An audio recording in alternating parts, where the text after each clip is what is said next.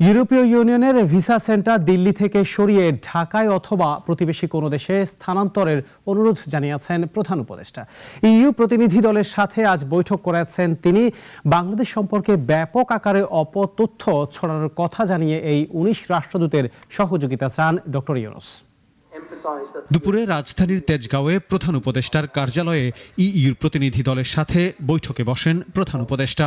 ১৯ সদস্যের প্রতিনিধি দলটির নেতৃত্বে ছিলেন বাংলাদেশে ইউরোপীয় ইউনিয়নের head of delegation Michael Miller. প্রধান উপদেষ্টার সঙ্গে বৈঠকে অংশ নেন পররাষ্ট্র উপদেষ্টা তৌহিদ হোসেন।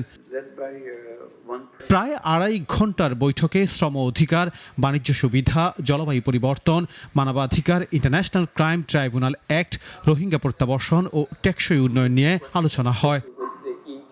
প্রধান উপদেষ্টা বৈঠকে বাংলাদেশের গণ অভ্যুত্থানে শহীদ ও আহতদের প্রতি সম্মান জানান। গত ১৬ বছর ধরে অত্যাচার, শোষণ, গুম, মানবাধিকার লঙ্ঘনের কথা তুলে ধরেন। বিশেষ করে অর্থনৈতিক শ্বেতপত্রে থাকা দুর্নীতি, অর্থ পাচার ও ব্যাংক ব্যবস্থাকে ধ্বংসের কথা জানান ইইউ প্রতিনিধিদের।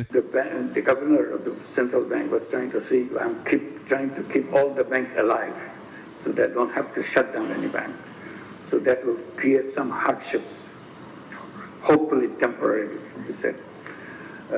But luckily that temporary period is over. Now from this month is over done that you can withdraw your money as you wish.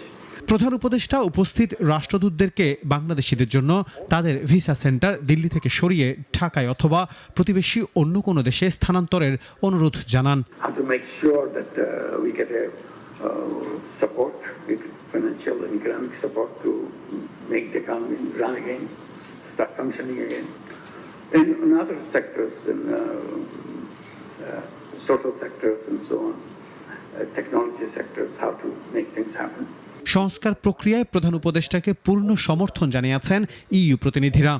নতুন বাংলাদেশ গড়ার লক্ষ্যে পাশে থাকার প্রতিশ্রুতিও দেন তারা। As you know, Chief Advisor, we already enjoy rather broad relations. We do see strong potential for our partnership to grow even further. We have held a number of meetings recently, and as you know, we have also launched discussions on a new comprehensive partnership and cooperation agreement. দেশে ক্ষমতার পট পরিবর্তনের পর ইউরোপীয় ইউনিয়নের সব সদস্য রাষ্ট্রের রাষ্ট্রদূত একত্রিত হয়ে অন্তর্বর্তী সরকারের প্রধানের সঙ্গে আলোচনার উদ্যোগটি এবারেই প্রথম। আনোয়ার হোসেন, নাগরিক, ঢাকা।